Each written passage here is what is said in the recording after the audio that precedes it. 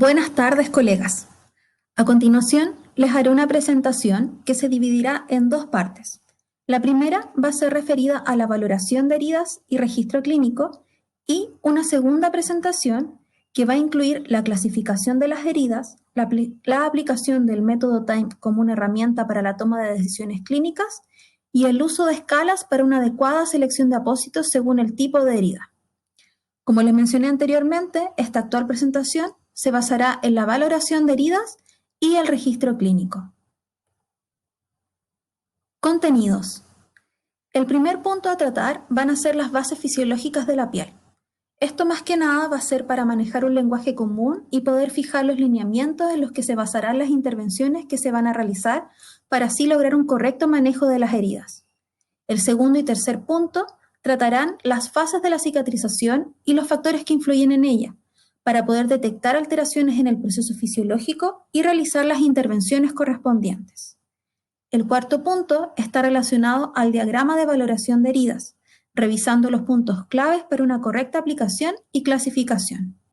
Como último punto, vamos a ver el registro clínico y la importancia de su estandarización para lograr asegurar la continuidad de los cuidados que se realizan y los puntos indispensables que éste debe contener. Para comenzar, vamos a hacer una pincelada por lo básico, que es la piel y sus componentes, ya que será este el punto clave para entender cómo un correcto funcionamiento es indispensable para el proceso de cicatrización. Desde sus capas más superficiales a las capas más profundas, el primer componente que encontramos son las bacterias comensales. Estas tienen una función protectora y van a ser dependientes del pH, del microclima y algunos factores intrínsecos y extrínsecos de la persona, que lo ahondaremos en diapositivas posteriores. Una segunda capa es el estrato córneo. Esta es la capa más externa del epidermis y está formada por queratinocitos muertos. Su principal función va a ser mantener el balance de la humedad y la flexibilidad de la piel a través del factor natural de hidratación. Además, actúan como barrera protectora contra agresiones físicas, químicas y térmicas. En los estratos inferiores se encuentran células inmunitarias, como las de Langerhans y los linfocitos T. Es entonces en la epidermis donde se encuentran las células involucradas en la primera etapa de la cicatrización, que es la etapa inflamatoria. Si existen alteraciones en estas capas de la piel, el ambiente o los factores intrínsecos o extrínsecos no son los óptimos, la herida va a quedar estancada en una etapa inflamatoria crónica, perpetuándose así el proceso de cicatrización. Una segunda capa es la dermis. Esta va a estar compuesta por células involucradas en la segunda etapa de cicatrización, que es la proliferativa, que así como su nombre lo dice, hace que prolifere el tejido nuevo y viable, preparando el lecho de la herida para un cierre. Aquí se encuentran los fibroblastos, células fundamentales en el proceso de la cicatrización, ya que son los encargados de producir el colágeno, la elastina y factores de crecimiento. Además, encontramos células captadoras de agua, como el ácido hialurónico, entre otros. Todo esto con el fin de formar la matriz extracelular, que va a ser el soporte del tejido y de las células. Además, en la dermis vamos a encontrar la segunda línea de respuesta celular, que son los moduladores de los procesos inflamatorios y la respuesta inmune. Aquí están involucradas células dendríticas, linfocitos, monocitos, mastocitos, entre otros. Y la tercera capa es la capa subdérmica, hipodermis o tejido subcutáneo. Aquí es la capa donde se encuentra el tejido adiposo, cuya principal función es ser un aislante térmico y funcionar como un amortiguador celular. Fases de la cicatrización. Es importante que conozcamos las fases de la cicatrización y cuánto dura cada una, ya que como profesionales somos los responsables de identificar las alteraciones en el proceso fisiológico y qué factores están involucrados en la alteración de esta y poder realizar todas las intervenciones necesarias para lograr el cierre de la herida. Una de las primeras fases es la fase inflamatoria. Esta va a abarcar desde la injuria o daño hasta 28 o 30 días aproximadamente. Aquí se van a producir los procesos de hemostasia y fase de limpieza de la herida.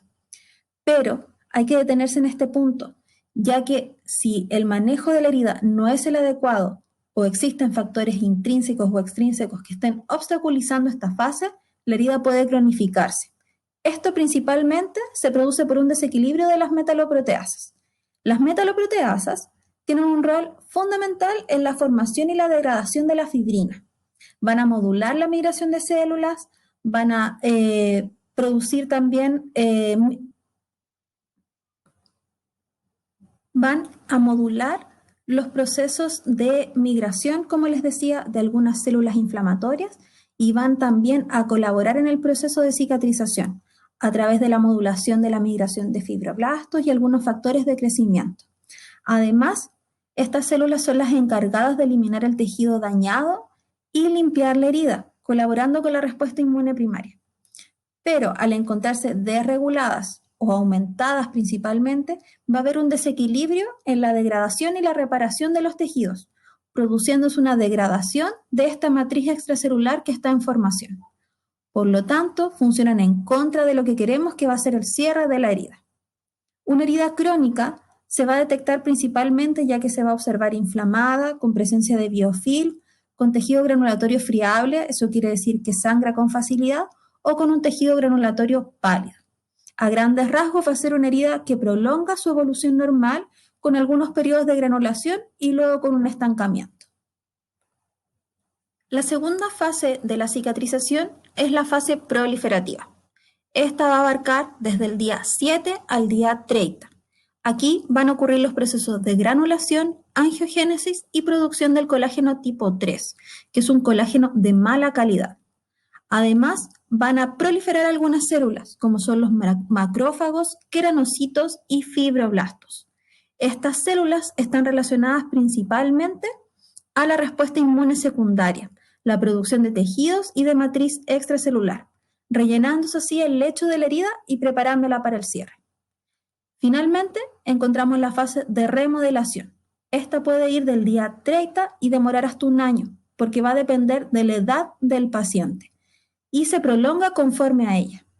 Además, ocurre el recambio del colágeno tipo 3 al colágeno tipo 1, que es un colágeno definitivo y de buena calidad. Y esto lo hacen los fibroblastos. Como se menciona anteriormente, existen algunos factores intrínsecos y extrínsecos relacionados al proceso de cicatrización. Uno de ellos es la edad. ¿Por qué? Porque este va a estar relacionado con el recambio celular.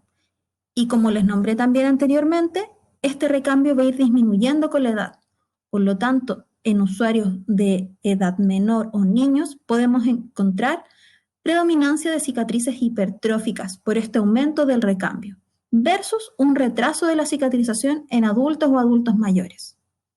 Respecto al ámbito de la nutrición, encontramos algunos elementos importantes para el proceso, como por ejemplo la albúmina. Esta va a regular el agua celular, el edema principalmente, y además va a tener una función captando los factores de crecimiento y el fibrinógeno. Respecto a los oligoelementos, encontramos el zinc. Este va a ser encargado o va a colaborar con la producción del colágeno, la división celular y la síntesis proteica, pero además tiene un rol fundamental en el ámbito inmunológico y funciona como bactericida, ya que tiene una función sobre la pared y la replicación celular. Respecto al calcio y el potasio, principalmente estos tienen un rol en la migración celular y la constricción vascular. Respecto a las vitaminas involucradas en el proceso de cicatrización, las principales son la vitamina A. Esta va a estar encargada de promover la diferenciación de los fibroblastos y la producción de colágeno. La vitamina C, que es esencial para la síntesis de colágeno, los proteoglicanos y la matriz intracelular. Un déficit de esta vitamina traería una pobre adhesión celular endotelial y con ello una cicatrización de mala calidad. Además, como ya es sabido, tiene un rol antioxidante y promotor del sistema inmune y va a mejorar la absorción del hierro. Respecto a la vitamina E, esta tiene propiedades antiinflamatorias y antioxidantes. Además, va a aportar con la estabilidad de las grasas de la membrana celular. La vitamina K va a actuar como un cofactor de la coagulación y la cicatrización. Y finalmente los hidratos de carbono, que estos son un sustrato nutricional de los fibroblastos, que como ya sabemos, tienen una función fundamental en el proceso de cicatrización. Respecto a las patologías que influyen en este proceso, encontramos a la diabetes mellitus. Esta genera un ambiente proinflamatorio y oxidativo, con asociación de daño vascular y alteración del sistema inmune y de la producción de células en general. Respecto a la hipertensión, encontramos acá que hay alteración vascular y con ello se va a producir alteración en la migración de las células y oxigenación de los tejidos. Respecto a la insuficiencia hepática, acá se observa alteración de la albúmina, que ya sabemos cuál es su función en el proceso de cicatrización. Además vamos a encontrar disminución de los factores de la coagulación y disminución de algunas vitaminas liposolubles, como son la A, la E, la D y la K, que se mencionó su importancia anteriormente. Respecto a la insuficiencia renal, acá se observa una disminución de la eritropoyetina, que tiene una función en la producción de las células rojas. Además, las personas con insuficiencia renal generan acumulación de ácido úrico. Estos cristales se acumulan en las heridas y generan un proceso proinflamatorio en el lecho de las mismas. Otro factor importante y que se ve alterado en este tipo de patologías es que hay disminución de los fibroblastos y hay disminución del calcio. Respecto a otras patologías como son las respiratorias, vasculares, dérmicas o el paciente crítico, acá encontraremos alterados en general los sistemas, todos. Y esto va a llevar a una reducción de la producción celular y de los procesos de cicatrización. Al igual que ocurre en las patologías autoinmunes o el cáncer. Respecto a la malnutrición, ya vimos la importancia de los nutrientes en el proceso de la cicatrización, ya sea una alteración de malnutrición por exceso o por déficit. Respecto al estrés y el tabaquismo, estos van a generar un ambiente proinflamatorio y oxidativo que va a ser nocivo para la migración de células y para la producción celular. Además, se va a ver un aumento de los radicales libres. Estos producen un daño a nivel celular y vascular. En cuanto a los fármacos, acá encontramos algunos que alteran el proceso de cicatrización, como son los corticoides o los citostáticos, la quimioterapia o la radioterapia. Estos van a disminuir el sistema inmune y la formación de fibroblastos. Ya vimos la importancia de estos dos elementos en los procesos y las fases de la cicatrización. Respecto a los antiinflamatorios, estos producen una alteración en la cascada de migración de células y una disminución en la producción del colágeno. Y otros fármacos importantes y que influyen en este proceso son los vasoactivos y los sedantes. En cuanto a los factores locales que van a influir en el proceso de cicatrización, está la técnica de curación utilizada, los apósitos que se usan, la localización de la herida, la etiología de la misma, si hay presencia de colonización o infección y el manejo que se realice respecto a la humedad y los bordes. Acá se ve la importancia de utilizar la metodología TIME, pero esto lo vamos a ver en la próxima presentación. Diagrama de valoración de heridas. Ahora vamos a profundizar en la aplicación del diagrama de valoración de heridas y esta como una herramienta de uso común en nuestro quehacer, ya que nos va a facilitar una correcta etapificación de las lesiones utilizando un lenguaje común entre todos. Uno de los primeros puntos que trata el diagrama de valoración de heridas es el aspecto. Esto no quiere decir nada más que cómo se ve la herida. Acá en lo que nos tenemos que fijar es en el tejido que tiene mayor porcentaje. Y en el caso que nos encontremos con una herida en que tenga igual porcentaje de 2 o más tejidos, pondremos la puntuación correspondiente al tejido más ominoso o al tejido más malo. Acá vemos unos ejemplos de tejido. Por ejemplo, tejido eritematoso y tejido enrojecido. No hay que confundir entre ambos, ya que en el enrojecido hay presencia de tejido granulatorio. Acá vemos una herida con presencia de tejido esfacelado y una herida con aspecto necrótico. En esta última imagen vemos una lesión con ambos porcentajes iguales de tejido esfacelado y necrótico, pero vamos a otorgarle el del tejido más ominoso. Eso quiere decir que le vamos a otorgar 4 puntos y esta herida va a tener un aspecto necrótico. En cuanto a la extensión, uno de los principales puntos a estandarizar es cómo vamos a medir. Para ello se pueden utilizar algunas cintas de medir que traen las bandejas, que son cintas estériles, o el envase de algunos apósitos que vienen con alguna regla incluida, o simplemente nuestros dedos. Pero tenemos que saber de antemano cuánto mide cada una de nuestras falanges para poder hacer el cálculo final. Aquí es importante considerar que si tenemos dos heridas con una distancia menor de 3 centímetros, la vamos a considerar como una. ¿Por qué? Porque el daño circundante a esa lesión se determina más o menos de 3 centímetros a lo que nosotros podemos ver. Esto quiere decir que la lesión no es del tamaño que nosotros generalmente la vemos, sino que alrededor de ella hay un daño circundante. Y este daño se calcula en 3 centímetros aproximadamente. El tercer punto que trata el diagrama de valoración de heridas es la profundidad.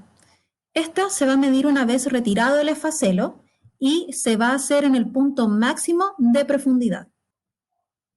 En el caso que nos encontremos con tejido esfacelado, necrótico, no removible, ya sea en placa o tejido blando, en presencia de exposición ósea o no se logre visualizar o medir la profundidad de la herida, se le va a otorgar un puntaje máximo. Eso quiere decir 4 puntos. Respecto al exudado, este se va a medir en cantidad y en calidad. Para medir la cantidad, lo podemos hacer y valorar en exudado ausente, escaso, moderado o abundante. ¿Cómo lo vamos a hacer? Podemos hacer el cálculo diciendo que un exudado escaso es cuando nuestro apósito primario está empapado en un 50%, lo que va a equivaler en 1 a 5 cc de exudado. En presencia de exudado moderado, vamos a observar que nuestro apósito primario va a estar saturado en un 100% o que nuestro apósito secundario está saturado en un 50%. Esto equivale a un exudado de 5 a 10 cc. Y el exudado abundante, que es cuando vamos a observar que tanto el apósito primario como secundario van a estar saturados en un 100%, lo que equivale a más de 10 cc de exudado. Respecto a la calidad del exudado, tenemos 4 clasificaciones. Pero vamos a incluir acá una que es súper importante de evaluar en el servicio, que es el LCR.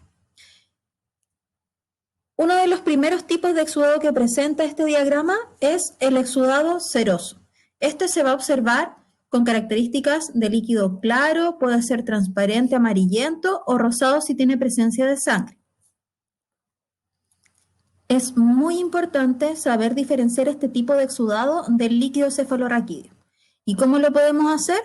Ya que primero, uno de los signos que nos va a decir si es que es LCR o no, es que esta salida de este tipo de líquido va a estar asociada a ciertas patologías o intervenciones, ya sea de columna, craneales o traumas. Cuando tengamos filtración de LCR, desde el punto de salida del líquido, se va a evidenciar un eritema, ya que este es un líquido corrosivo.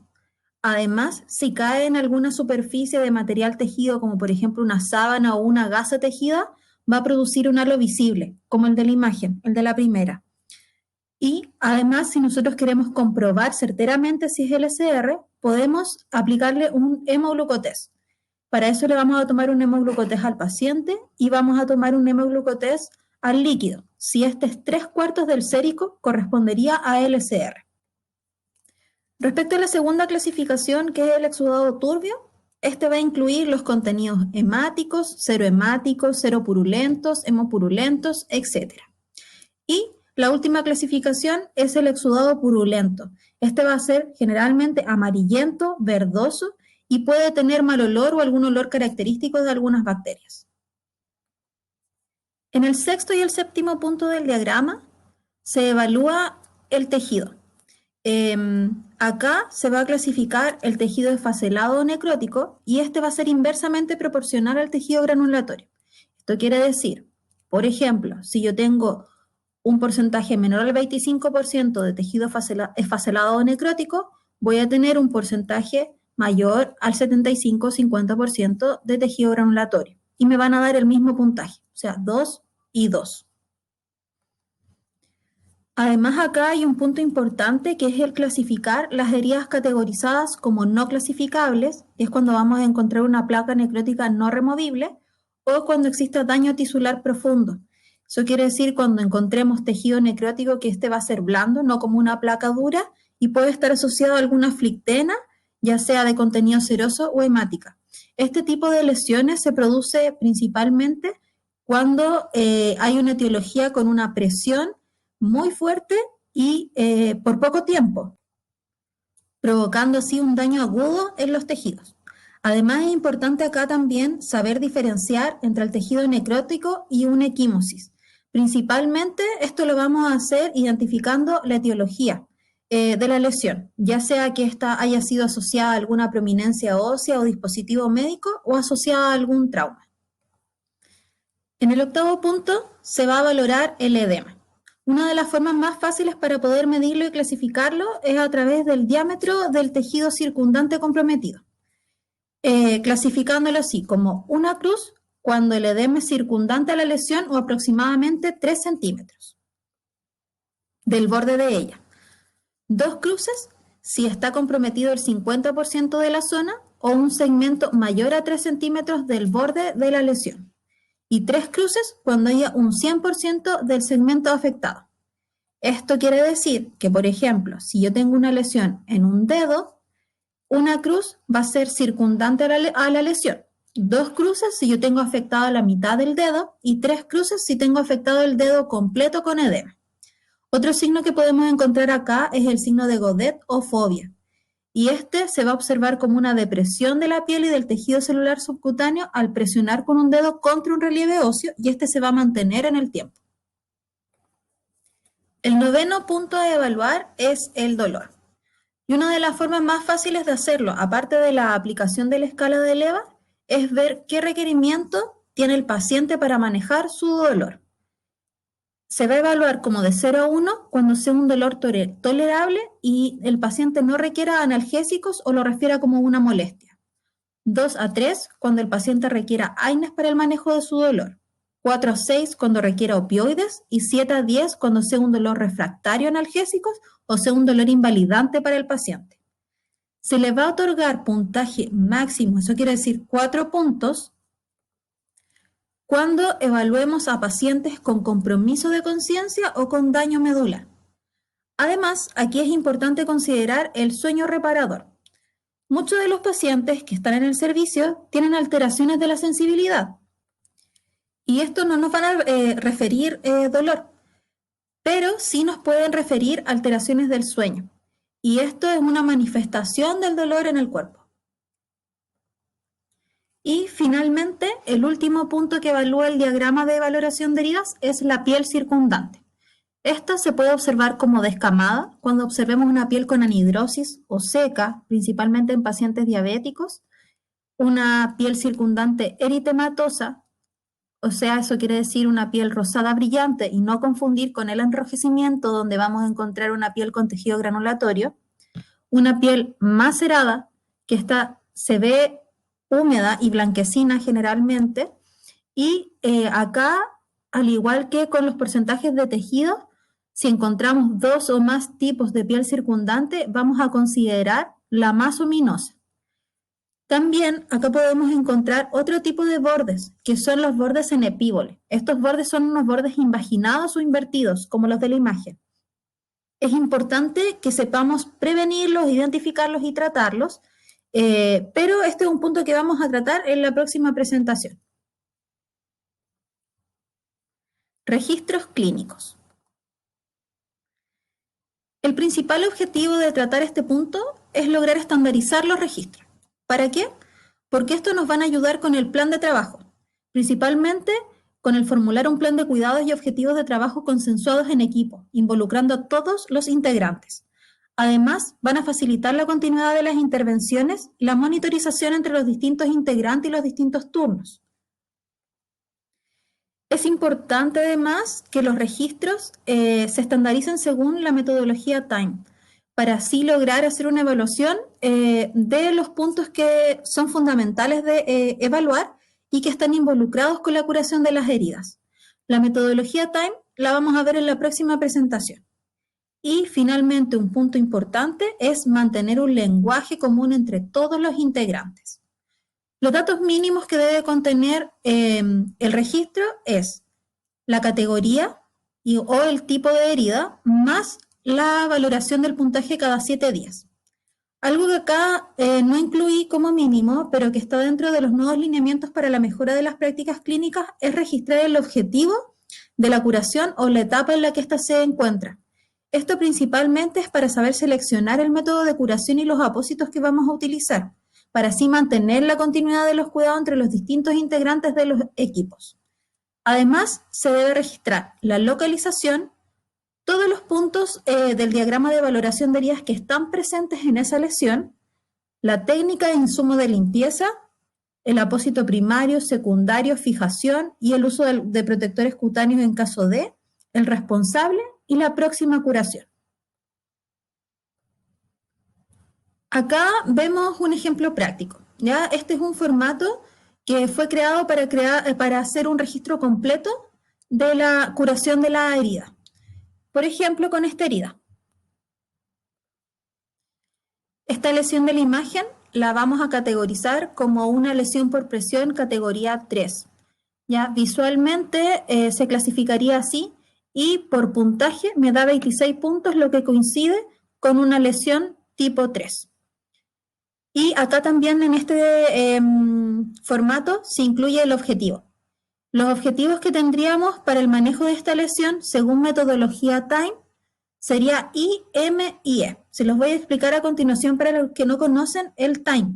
¿Ya? Primero, ¿qué significa este acrónimo? La T significa la promoción del tejido granulatorio. Esto no lo incluimos en esta herida, ya que antes de promover el tejido granulatorio, tenemos que tratar las barreras que están impidiendo que este tejido salga, como lo son la I, la M y la E. La I significa el manejo de la infección o de la carga bacteriana, que en esta lesión lo podemos observar como presencia de facelo o de biofilm. Vamos a asumir también que esta es una lesión crónica por el tamaño y por la forma, por el tamaño y también porque es una lesión que en su evolución y características se observa como una de larga data. Respecto a la M, esta habla del manejo del exudado. Al ser una herida grande que estaría estancada en la etapa inflamatoria de la cicatrización, acá se observaría un aumento del exudado. ¿Ya? Por lo tanto, también este sería un punto a tratar en el manejo de esta herida. Y la E, que habla del manejo de los bordes. En este caso, observamos unos bordes en epíboles que están invaginados. ¿Ya? Esto principalmente es porque se hizo un manejo inadecuado del exudado y se desecaron estos bordes. ¿Cuál es el problema que esto trae? Que las heridas cierran desde los bordes, por lo tanto esto va a inhibir o no permitir la migración de células hacia el centro, promoviendo así el cierre de esta lesión. Generalmente el manejo de estos bordes en epíboles es bastante complejo y requiere generalmente, la mayor parte de las veces, remoción quirúrgica de estos bordes. Lo más probable es que en este caso hayan intentado hacer un control del exudado, ya sea con alginatos o con CMC o carboximetilcelulosa, que produjo en realidad desecación de estos bordes. Luego de registrado nuestro objetivo con esta herida, vamos a registrar la localización, que por sus características clínicas podría ser una herida de un trocánter. Ya así que la vamos a poner como que está en el trocánter derecho. Vamos a registrar también el tamaño y la profundidad. Más o menos haciendo el cálculo, sería una herida de 8 por 8, pero que tiene un bolsillo. ¿Ya? ¿Cómo deberíamos hacer el registro de los bolsillos? El bolsillo se registra en la medida que vamos descubriéndolo. Eso quiere decir que vamos a registrar primero el ancho, luego el largo y luego la profundidad. En este caso el bolsillo no tenía profundidad, así que lo registramos como un bolsillo de 2 por 2 y además estamos ocupando la metodología del reloj. Esto es para saber localizar y estandarizar la localización de ese bolsillo, ya que estaría ubicado, si pusiéramos un reloj, entre la 1 y las 2 de la tarde o de la mañana. Luego vamos a registrar el porcentaje de tejido granulatorio, que aproximadamente sería de un 85%, un tejido esfacelado de un 15%, En cuanto al exudado en cantidad, por las características de esta lesión, vamos a poner que es moderado y de aspecto turbio. Edema, observamos que hay un edema alrededor de esta lesión. No podemos ver la imagen de la extremidad completa, pero lo vamos a registrar como una cruz porque al menos ese es el edema que observamos en esta imagen. Respecto a los bordes y la piel circundante, el borde está en epíbole y la piel circundante con eritema. En cuanto a las intervenciones que se realizaran, la limpieza debiera ser con Prontosan o con algún limpiador de heridas para bajar carga y sacarla de esta etapa crónica en la que está. Como apósito primario, debiéramos ocupar algunos que tengan este mismo fin, como por ejemplo el DAC. En el caso que ocupáramos el DAC, también debiéramos ocupar hidrogel en los bordes para evitar mayor desecación, en el caso de que quizás los bordes no estuvieran en epíbole, o también podemos ocupar miel. Como apósito secundario, si ocupáramos hidrogel y DAC, ocuparíamos una espuma no adhesiva, o en el caso de miel, ocuparíamos gasa no tejida y luego espuma. Para la fijación de estos apósitos, ocupamos Medipor, que es una tela indicada para pieles sensibles, ya que observamos eritema en la piel circundante, y sí o sí vamos a ocupar entonces un protector cutáneo, que lo vamos a registrar como spray o crema dependiendo de cuál utilicemos. Y finalmente vamos a registrar el responsable y la próxima curación. Así debería ser el registro estándar de una curación. Utilícese este esquema u otro formato que ustedes quieran, pero debiera tener toda la información necesaria para poder transmitir la información para permitir la continuidad de las intervenciones que se están realizando. Bueno, con esto damos por finalizada la primera presentación respecto al manejo de heridas. Muchas gracias por su atención y nos vemos en la próxima presentación donde se va a hablar el manejo avanzado, la metodología TIME como herramienta para la toma de decisiones y el uso de algunas escalas para la selección de apósitos avanzados.